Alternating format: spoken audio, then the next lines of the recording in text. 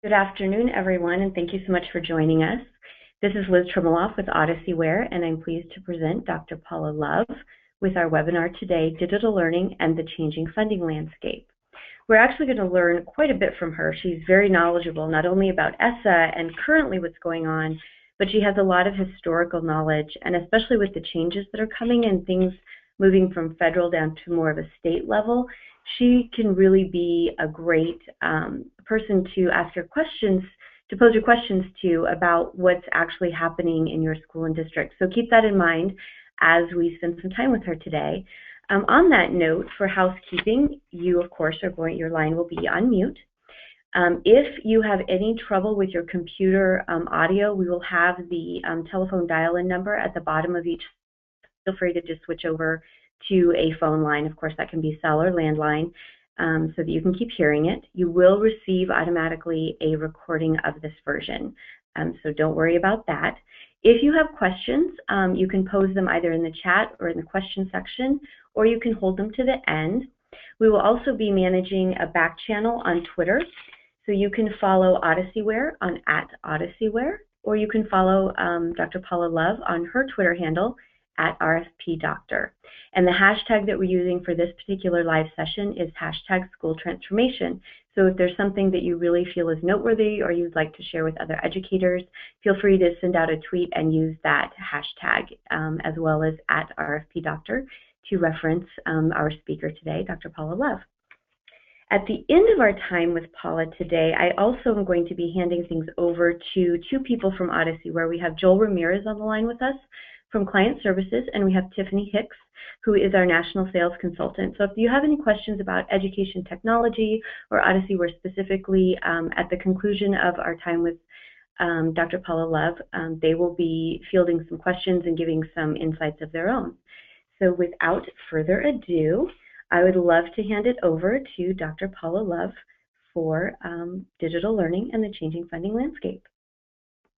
Thank you so much, Liz. And it is a lovely time to be here with you all today and really look at this exciting time, yet it's a challenging time for us in digital learning because this education landscape is really shifting. And that shift happens even greater when we think about funding and the impact that's going to happen to you, your students, your school communities, and your schools and districts. So today we're really going to be talking about digital learning and this changing funding landscape under ESSA, as Liz mentioned, the new education law. And as I indicated, things are shifting, and a number of programs are going to be impacted. So we're going to devote some time to talk about some of the big ones that are most likely impacting your schools and your students. And then we're going to make sure, as she mentioned, we hold some time at the end for questions that you might have. So I'm sure you have seen your Twitter feeds, and they might look something like this. How might ESSA impact you as leaders in your schools and districts? Well, there's a lot of positive perspectives. But at the same time, as I mentioned before, not only is it an exciting time, but it's a challenging time, there are some concerns. Are all students' needs going to be able to be addressed? How will ESSA impact the hard work already done by states and districts right now? So when we look at that, and then we throw this into the mix, things get really divisive. And we're not commenting except to say it's in an unusual time right now in education policy. So our goal is to make sense of all of this for you today. And there was a reporter in Education Week that tweeted this eavesdrop from the newsroom. And basically she said that education law is tricky. But by the end of our time together today, it's my hope that you will know your NCLB from your BYOB, and that you will also know your ESSA from your NCLB. So today we're going to talk about the ins and outs of the Every Student Succeeds Act, the new education law that replaces No Child Left Behind, how it's going to impact funding at your schools and districts this year, next year, and in the foreseeable future. We're on the cusp of a big change, as I mentioned to you, in education. No Child Left Behind, which was enacted in 2002, is now part of history. And on December 10th, 2015, President Obama signed into law a new take on the Elementary, Secondary, and Education Act, the Every Student Succeeds Act. And this is going to have a strong impact not only on our educational programs, but also on educational funding. So if we were to compare the catchphrases that represent each law, you can see marked differences. NCLB was known for its strict assessments and requirements that made schools look at adequate yearly progress or face tough interventions. ESSA, on the other hand, is being touted as a law that aims to develop well-rounded students rooted in equity, but allowing for states and districts to determine the best path to better performance. Even very early on this ESSA law, we were seeing the importance of local stakeholders' involvement now in the education process. So with ESSA, and at the highest levels of administration, there is a notable shift towards a focus on a well-rounded education for students. So goodbye core subjects, hello well-rounded education. And you see Secretary King talks about the importance of not only looking at math and English, but other areas that spark children's interest and excitement to make them successful in their future. So now let's take a look at some of the goals that we have. It was when ESSA was passed, they had the intent to serve these goals. First, to ensure states set high standards so that children can go to high school ready for college and career. Second, to maintain accountability by guaranteeing that when students fall behind, states target resources towards what works to help them. Next, to empower state and local decision makers. And that empowerment means to develop their own strong systems for school improvement based upon evidence rather than imposing kind of those cookie-cutter federal solutions that we saw under No Child Left Behind. Also to preserve annual assessments and reduce the burden of unnecessary and ineffective testing on students and on teachers. Next, to provide more children with access to high-quality preschool, giving them the chance to get that strong start in their education. And finally, to establish new resources to test promising practices and replicate proven strategies. And you're going to see as we talk about some of the things in ESSA, how these goals are actually met. So let's first of all talk about the big shift that's happening. And that big shift is in decision making. Many decisions that used to be happening at the Federal Department of Education that we saw over the last 15 years are now going to be shifted to state and local leadership. And while the federal government is still going to have some authority over decisions such as the requirement that states test all 3rd through 8th graders and at least one grade in high school each year, states now are going to have the authority to determine the consequences of those test results. They're also going to have a greater say in how they choose to help struggling schools, Rather than commit to one of the 5 federal intervention models, states are going to be able to determine their own plan of intervention and improvement, and they're going to be free to adopt their own standards without any incentives from the Federal Department of Education to follow specific standards. We're going to see greater flexibility in spending federal dollars, and up to 50 programs are going to be consolidated into what we refer to as a block grant that's going to be handed out to states, and we're going to talk about this in just a moment. But what is important is the shift in power to state-level decision-making means the following. It means more flexibility and more control at both the state and at the district level. Now, this increased flexibility is also carried through with assessments under ESSA. According to the Department of Education, ESSA ensures annual information about students' progress. But it also creates ways for states to be more flexible and creative in how they measure school quality and how they look at eliminating the redundancy that we often see in testing.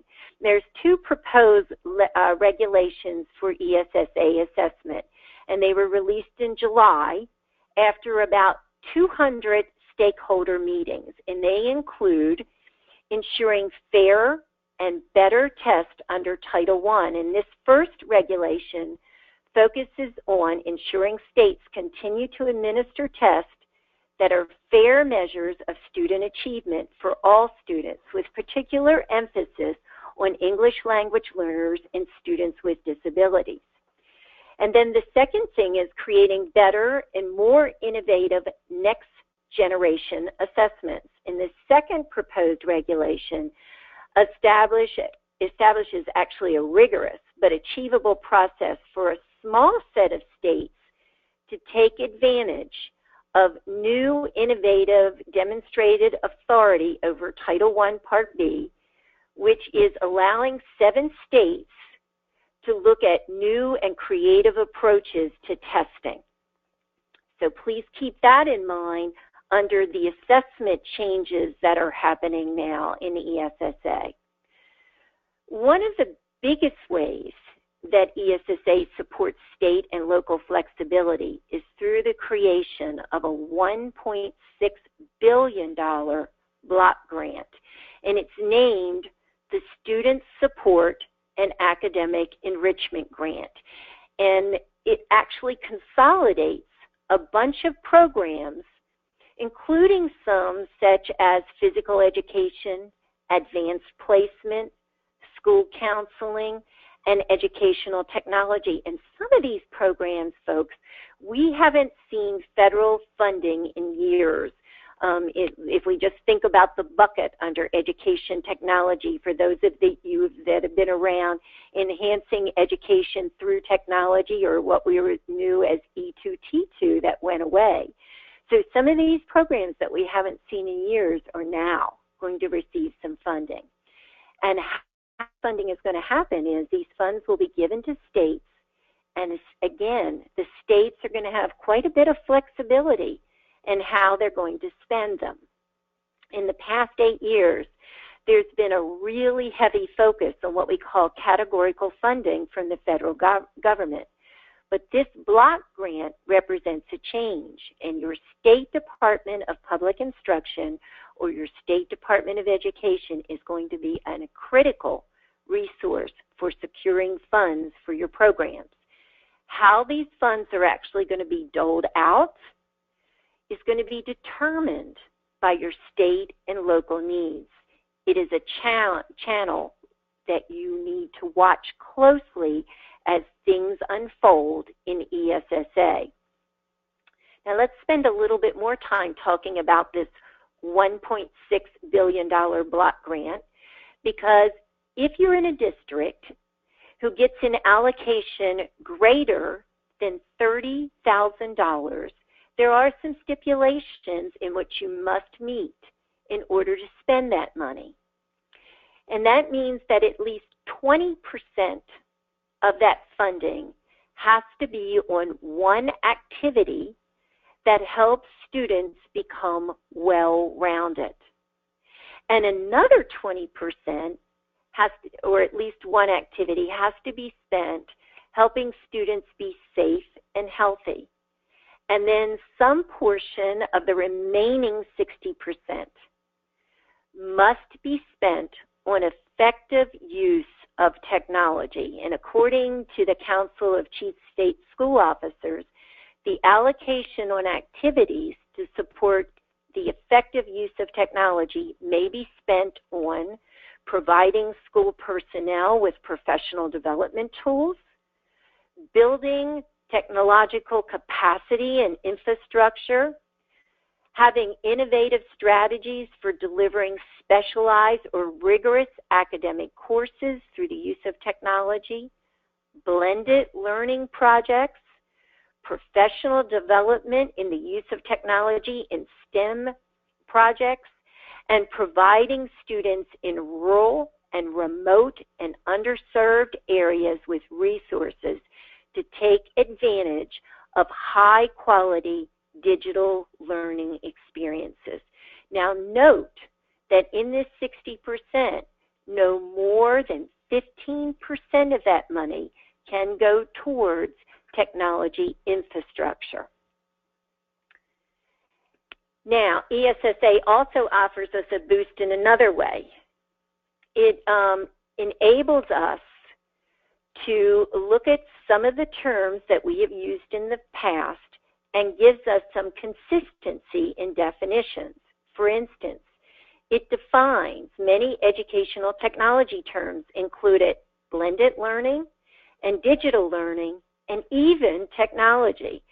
And what this means is having these common definitions is going to lead us to more consistency and proficiency in how education technology is implemented. ESSA also emphasizes ongoing support for the implementation and academic success of technology tools. So again, the outcome is always looking at increased student achievement. Now, I mentioned the part of the program involves the block grant, and that block grant consolidated more than 50 programs that are now will be eliminated. But you might be wondering right now, which ones survived?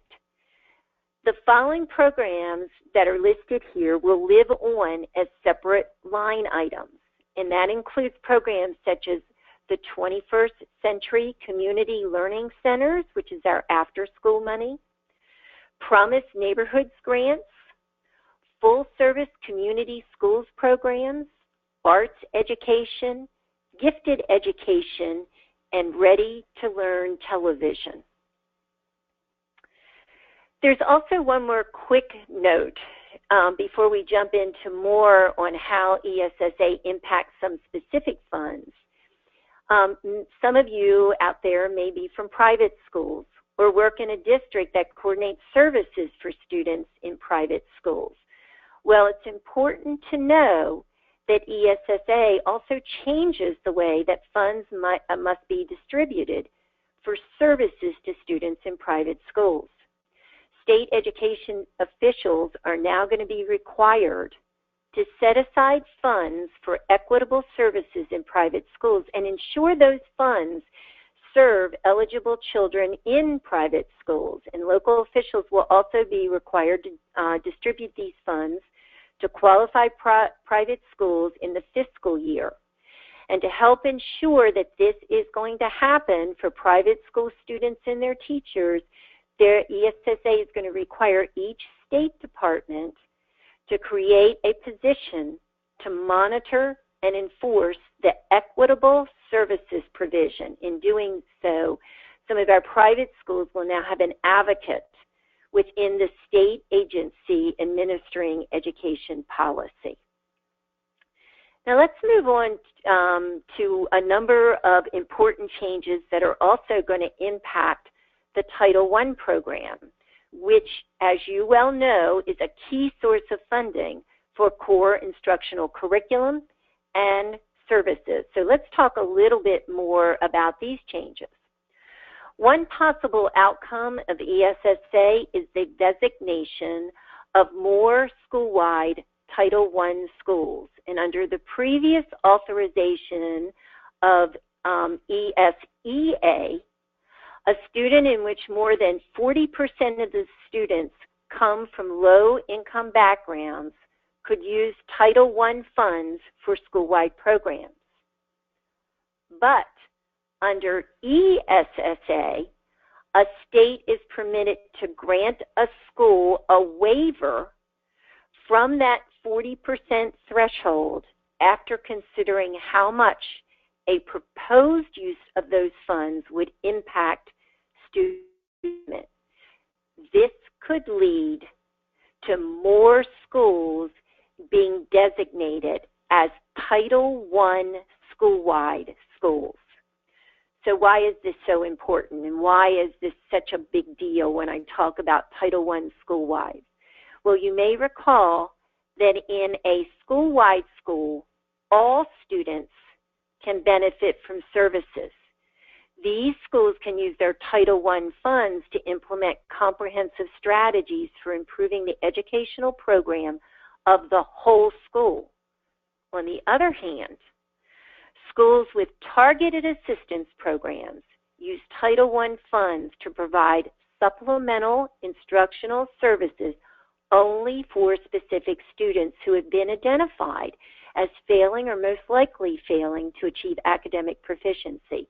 And this distinction is so important because only school-wide schools can use Title I funds for core instruction, but targeted assistance schools may not use Title I funds for core instruction, but rather must focus Title I spending on increasingly intensive instructional interventions for specific students that are failing or at risk on failing. And since ESSA gives us more flexibility at the state level to determine a school-wide school, we are more likely to see more schools holding this designation. And as a result of Title I funding, it will also have fewer strings attached to it. And this is good news for most of our schools out there. The Committee for Education Funding released an eye-opening document that actually lays out some preliminary allocations under ESSA. And we can see here on this chart how Title I funds are slated to increase over the next 5 years. But you're also going to notice something important on this chart. You'll note that fiscal year 2016 appears to be missing. And that's because the 2016-2017 school year is turning out to be very challenging for state and federal leaders alike because ESSA doesn't fully take effect until 2017-2018. And we're going to talk about that in just a minute. But just keep in mind that there's going to be increases, but we're in the exciting yet challenging time. Now, another way that ESSA is going to affect Title I funding is by changing high school funding rules. Currently there's an inequity in Title I funding for high schools, and although high schools have received 10% of Title I funding, more than 25% of students from low-income families are actually enrolled in high school.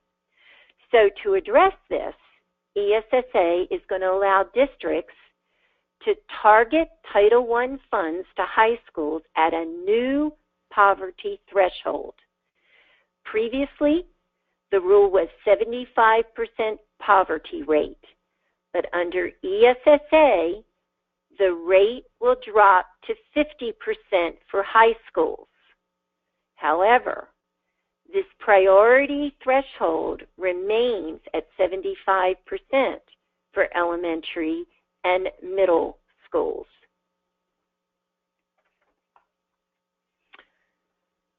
A subset of Title I is the School Improvement Grant. and it was, as you may recall or know right now, it's designed to support the lowest performing schools in our nation. But this too is changing under ESSA. Under ESSA, the former School Improvement Grant, as we know it, has been eliminated, but it's been eliminated as a separate program.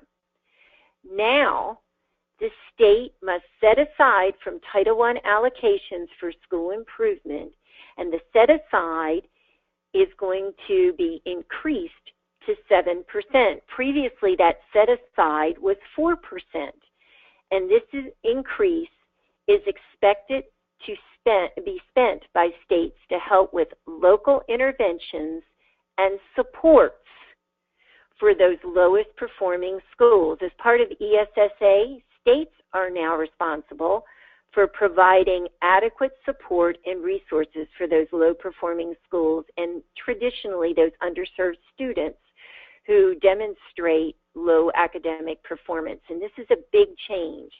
It is also an area, folks, where we've seen a lot of concern over how states will perform without those federally prescribed interventions. So now let's switch gears from Title I to literacy funding under ESSA. One big change is the innovative approaches to literacy, which was authorized as part of the ESSA law. It no longer is an appropriated program as it was previously. The funds can be used for low-income schools to improve literacy, including school libraries. And this is a really good news all around. We saw this program last year, and it will continue under ESSA. There's another big change in ESSA, which allows states and school districts to use Title II, which is the Teacher Quality Fund, for instructional services provided by school libraries. And the law actually encourages local education agencies to assist schools in developing library programs to boost students' digital skills. And perhaps one of the biggest changes to literacy programs under ESSA is to the Striving Readers program, which is going to be renamed LEARN, Literacy Education for All, Results for the Nation. So let's take a look at this new LEARN grant that's coming under ESSA. Again, it's a Striving Readers program that is going to be renamed, and it's going to be distributed across states and across grade levels, K to 12. And states are now going to have flexibility in how they are advised in using those funds, how they spend those funds. States and districts must allocate no less than 15% of those funds for children ages 0 to 5 and no less than 40% of those funds for students in K to 5 and no less than 40% of those funds for students in grades 6 through 12. If you notice, there's some left over there in my percentage, and that's because the state has an administrative hold on some of the 5% administrative hold on those funds. A lot of our literacy advocates are concerned that the money is going to be spread thinly to really make an impact, but the upside now is that we have a bucket again for literacy. We haven't seen that for a while since Reading First, and now that every state's going to get a share of those funds.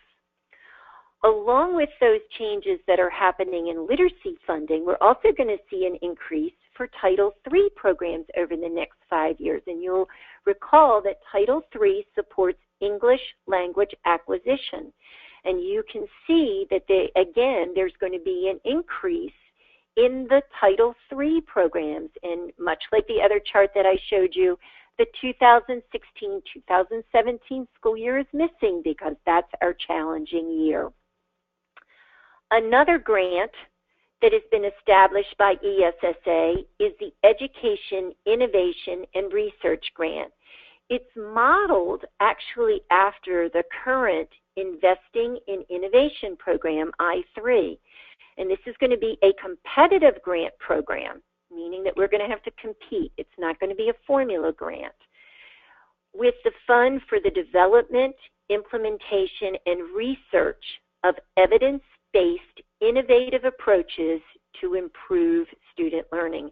And schools and districts and nonprofits who choose to focus on innovative approaches can leverage this funding. And this is going to be a great grant to develop and replicate successful approaches in your schools and your school districts. So keep your eye for this announcement that will be coming out on this new grant. So now let's talk about some ways that ESSA and career technology education programs are going to be impacted. ESSA often refers to career technology education, or what we refer to as CTE, and it boosts CTE in a number of big ways. And here are really the top 5 according to the Educational Policy Center. Under No Child Left Behind, there was minimal references to career preparation, but is featured throughout ESSA. ESSA is actually focused on integrating CTE into academic content, which is well aligned with the Perkins Act, which has been required with academic content in CTE programs for years. And ESSA also introduces new flexibility to create pathways for teacher licensure for industry professionals, and this will hopefully lead to more industry professionals taking a role. And for the first time, CTE is included in the definition of well-rounded education that I mentioned to you earlier. And also, the law specifies CTE is something that can be included on state report cards, actually encouraging states to design accountability systems that include career readiness. And this is all great news for CTE programs. There's a group called Advanced CTE, and they've offered a great crosswalk that shares how ESSA can boost CTE support. And this organization presents the information in such a very usable way by comparing ESSA opportunities to the CTE guiding principles to show how CTE programs can be elevated actually under ESSA. And the first guiding principle is that all CTE programs are held to the highest standards of excellence. And this means that ESSA can support this principle through Title I funding to support CTE programs that are aligned to state standards and linked to industry-recognized credentials. The second principle is that all students are empowered to choose a meaningful education and career, and ESSA supports this by allowing for work-based learning to be funded again under Title I and through the block grant funds provided under Title IV, and that they can be spent for CTE activities, such as those I've even listed, some of those on this slide.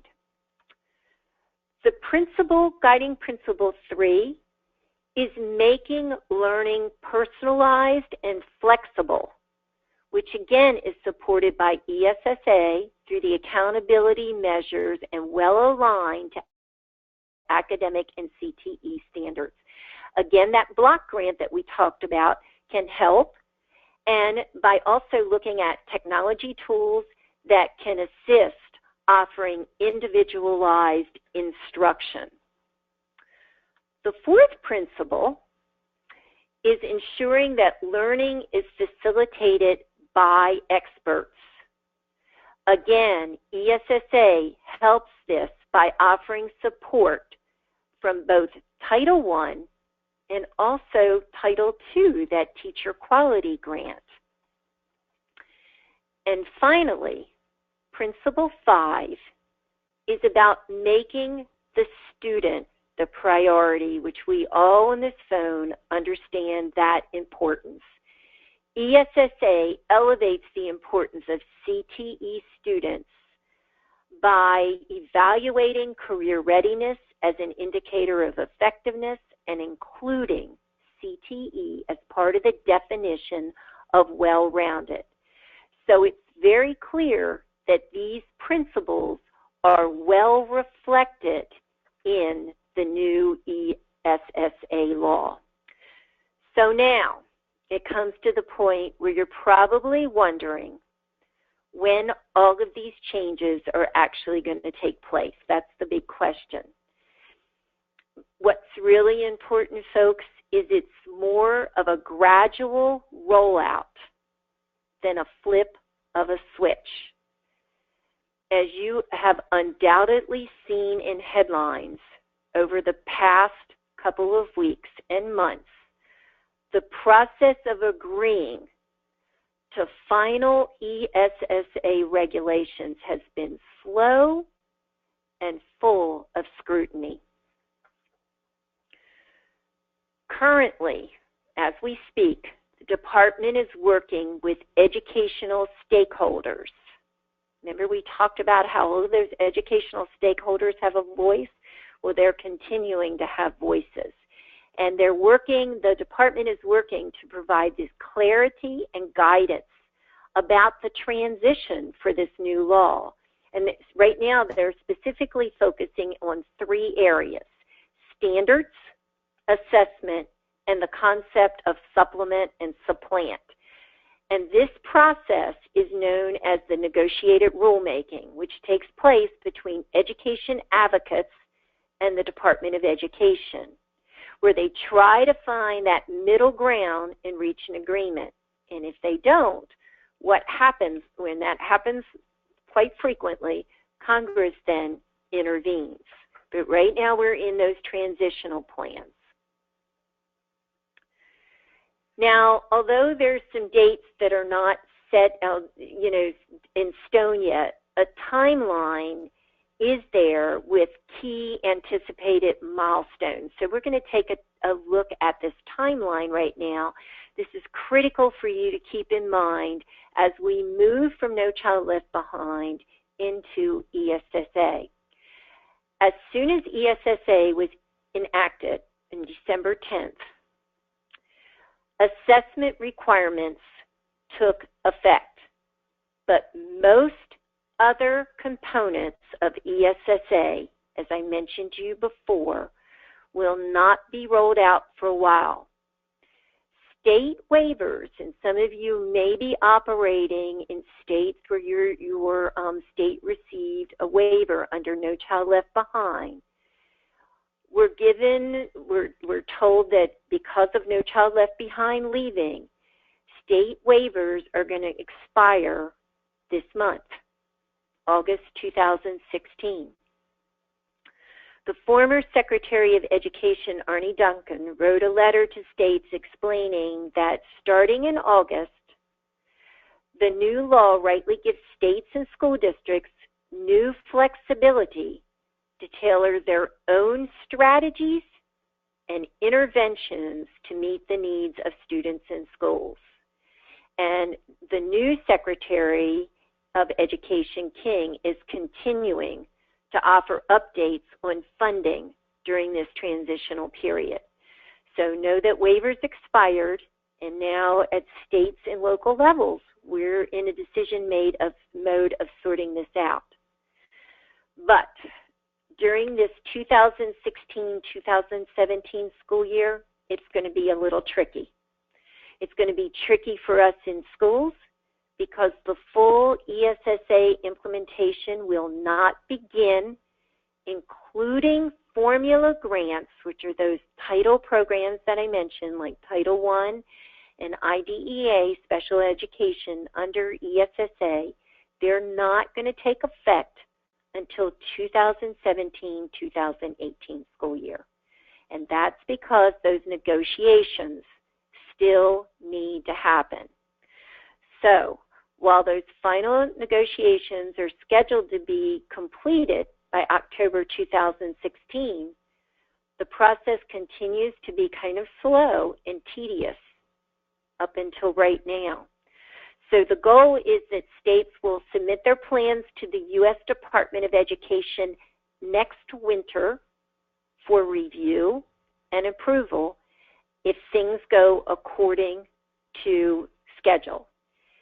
In the meantime, there's a lot of unknowns about this school year in terms of funding and in terms of your roles. They're still being sorted out. But be mindful, again, that ESSA's full implementation actually begins in August of 2017. So that's when the new formula grants will begin to take effect. And right now, again, as I mentioned, we're still in a time where we're sorting all this out. And if you can see on this slide, and on this slide it's from Education First, many states are already deep involved in the planning process of gathering stakeholder input to develop their ESSA state plans. So one important task for you is to learn about the process in your state, because each state is different now, and to keep abreast of these plans, because you're going to have to be the advocate for your students. So really take a look at your state and know what is happening in terms of their ESSA planning. And as I mentioned, this slide came from Education First, and they are tracking some of this information right now. So I highly encourage you to take a look again at what's happening in your state.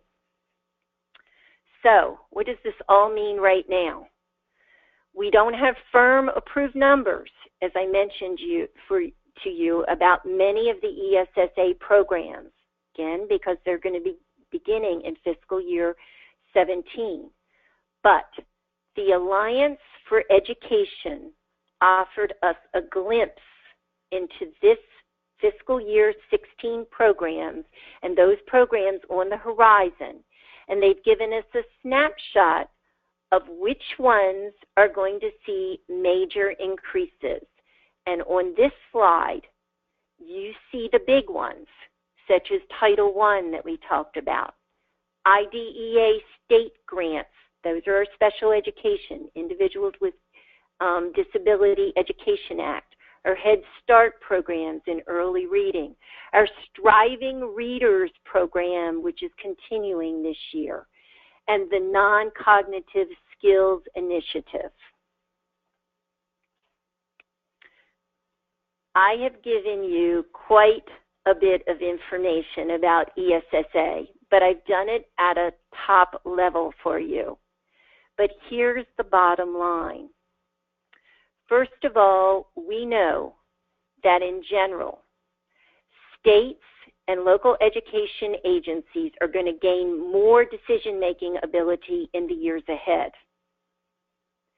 We also know that Title I funding is going to increase, and states are going to have more flexibility in how these funds are spent, from expanding Title I services to include more students, to an intervention point of view, and to help those struggling schools. And we also know that Title I is going to be impacted at that high school level as well. And we have talked about, and we know as a result of what we're seeing right now, we know that educational technology funding and digital learning right now is going to get a huge boost through that new $1.6 million block grant, of, again, which 60% can be spent on effective use of technology to support student learning. And this is going to be a wonderful opportunity for states and your school districts to thoughtfully implement innovative practices. Now, the ink on this law is still wet. There are a number of questions that I know that you have, I have, and everyone else has about how it's going to be implemented.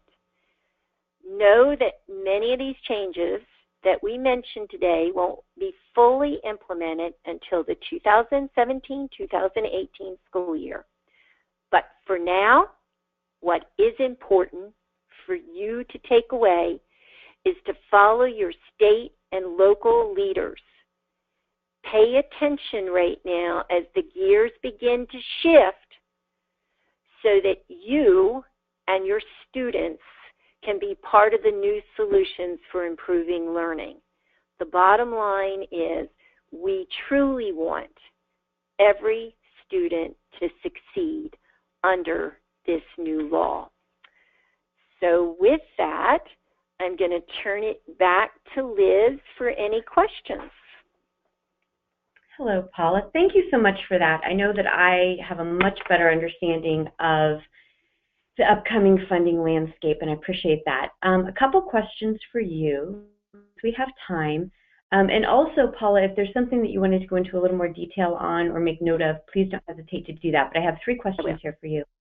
So first is, you mentioned your school improvement grants are eliminated, but some of the states have school improvement grant competitions.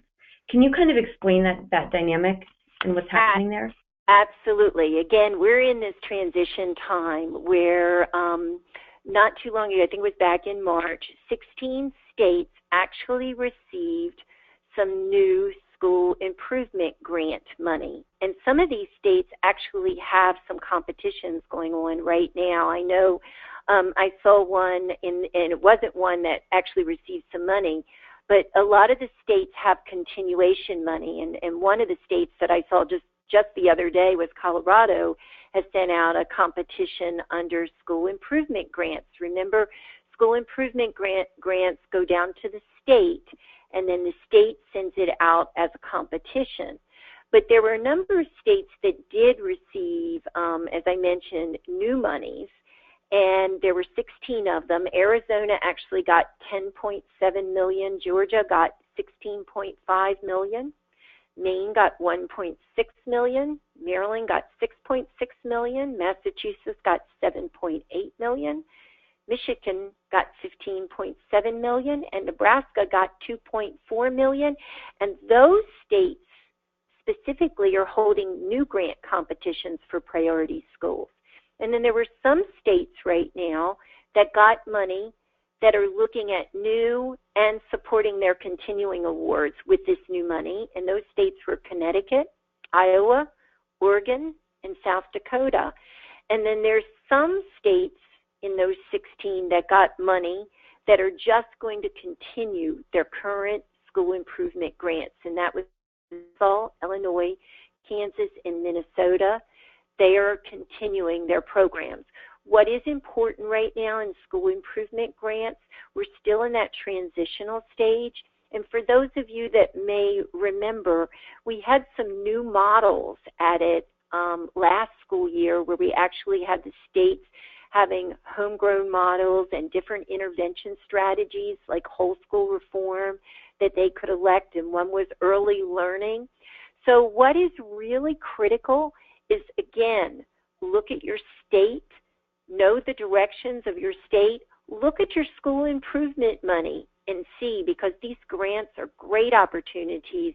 Normally the range is very, very high for individual schools, ranging anywhere from a low threshold of $50,000 per school to $2 million for like a 2-year implementation.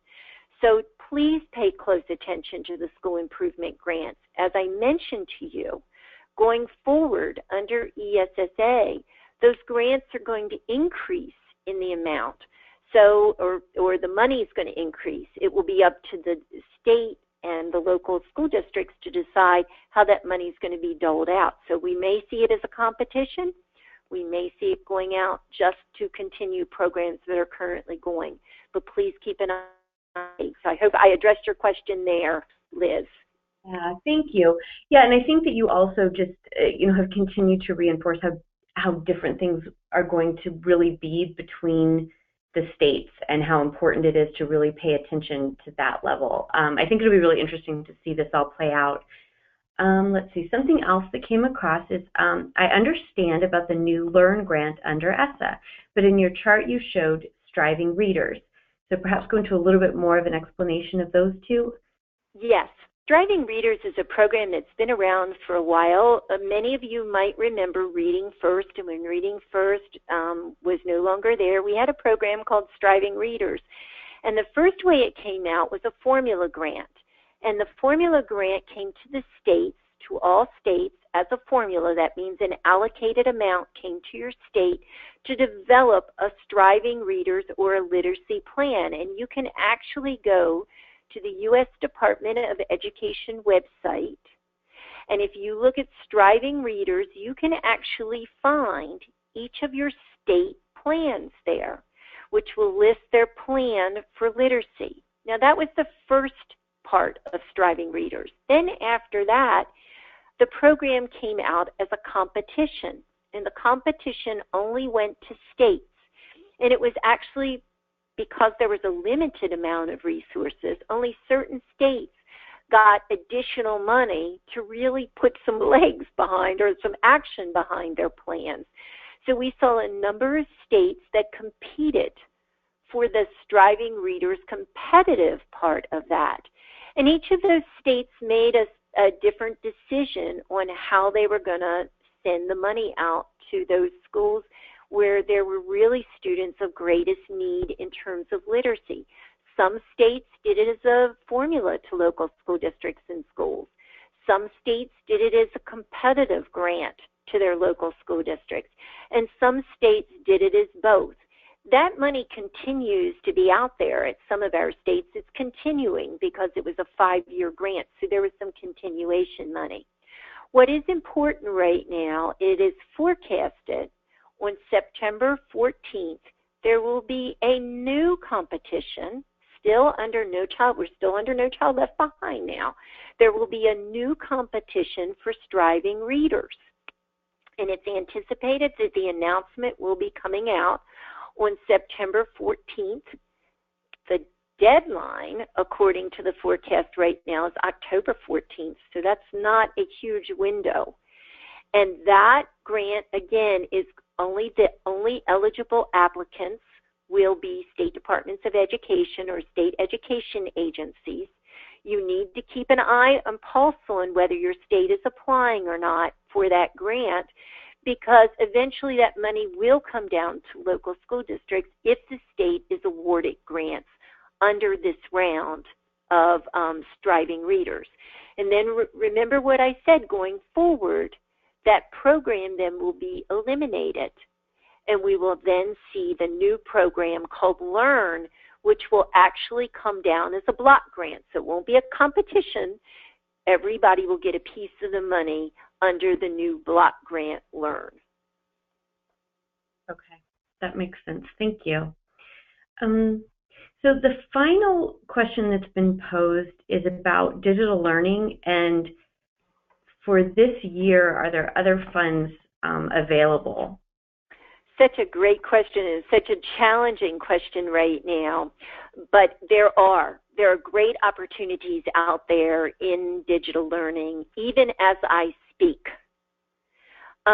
Some of you may recall in one of the slides that I said there was a program called Promise Neighborhoods.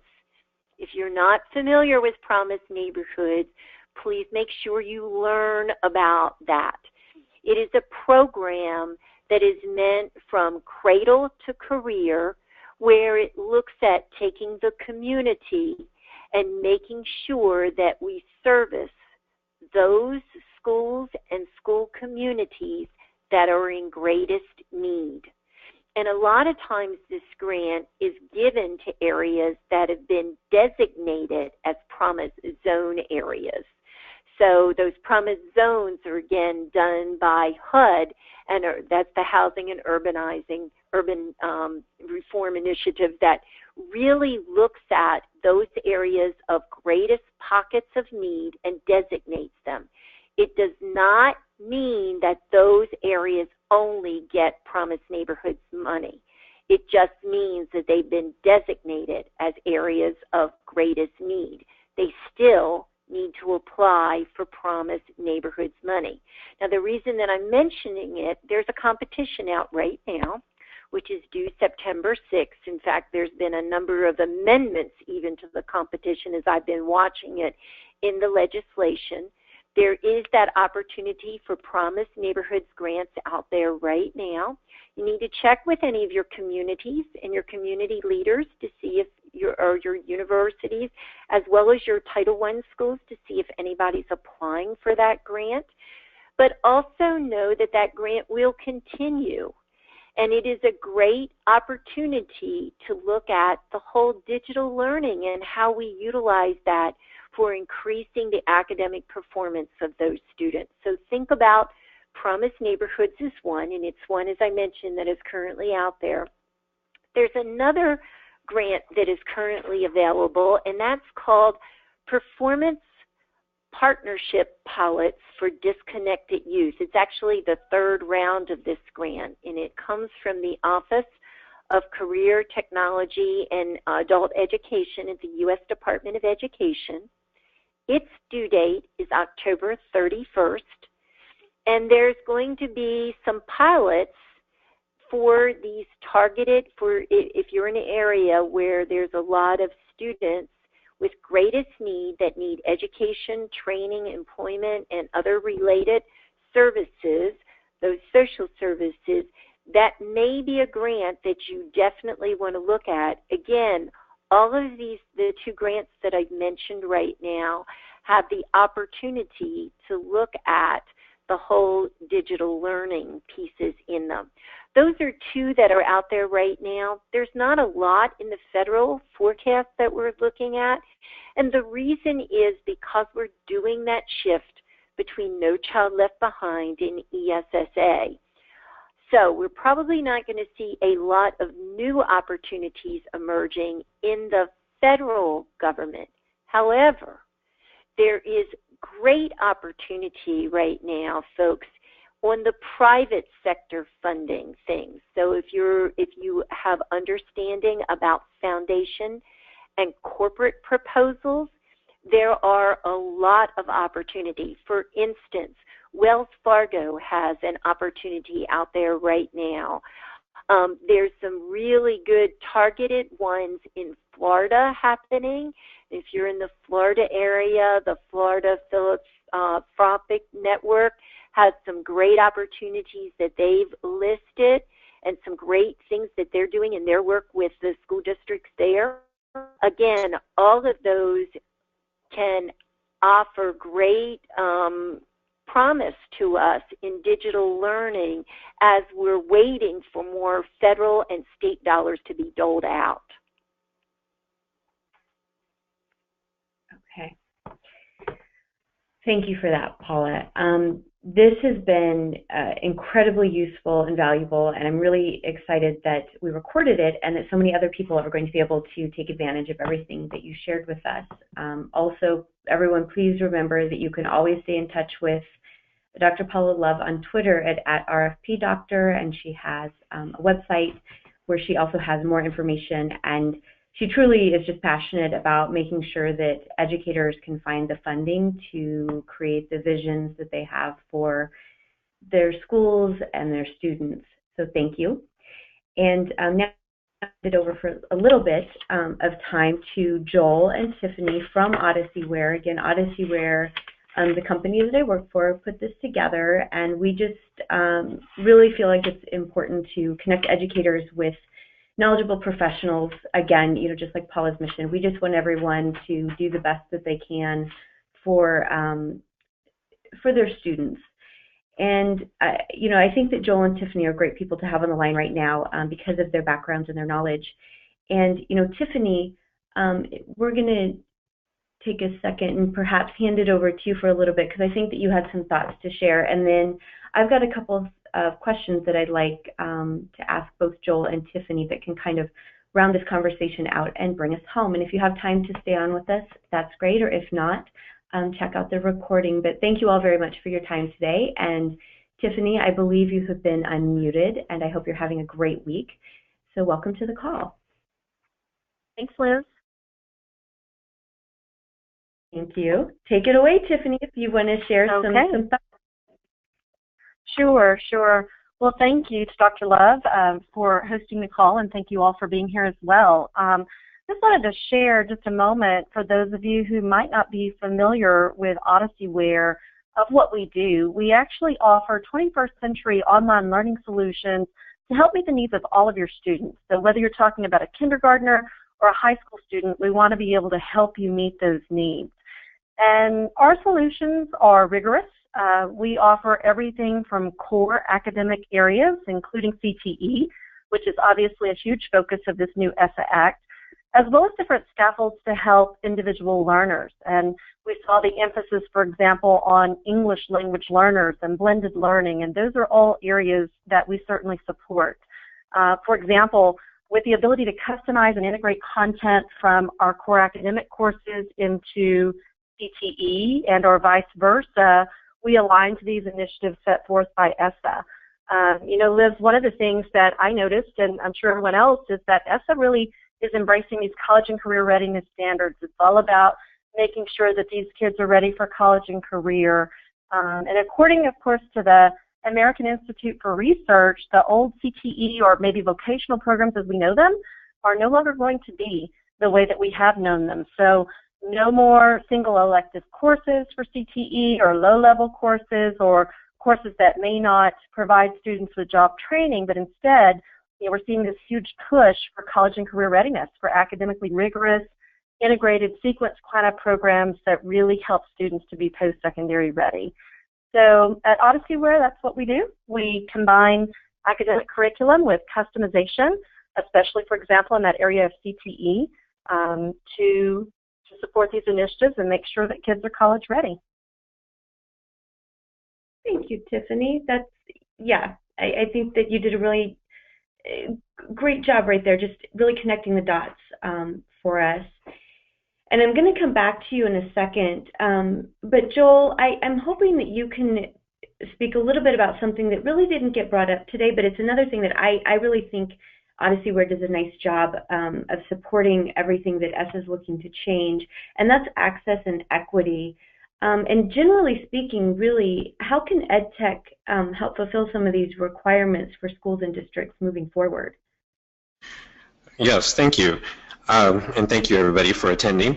I believe with the Odysseyware product and technology tools in general, as we are moving more into an age of 21st century learning, we want to find tools that provide infrastructures for schools and communities that receive support really 24 hours, 7 days a week. And so where students who don't really follow the traditional schedule can have access to internet programs such as Odysseyware and plenty of tools that are out in the market today. And so the power of being able to not only log in, but then be provided the additional support tools within the program itself, such as our language translation tools, our read aloud tools, the ability to have the font increase, and just and to be able to view not only just a textbook on the screen, let's just say, but actually engage in dynamic interactive activities that spark to and speak to the different modalities that our students are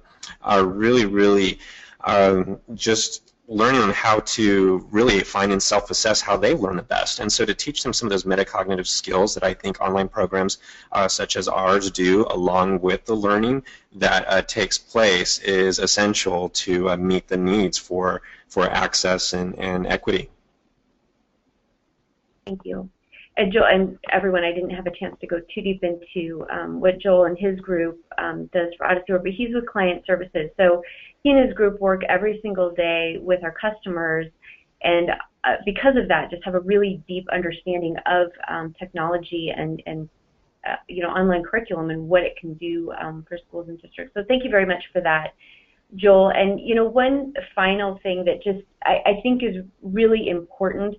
And Tiffany, some of the work that you've been doing recently, you've shared with me, made me think to pose this to you. Multi-tiered levels of support and intervention.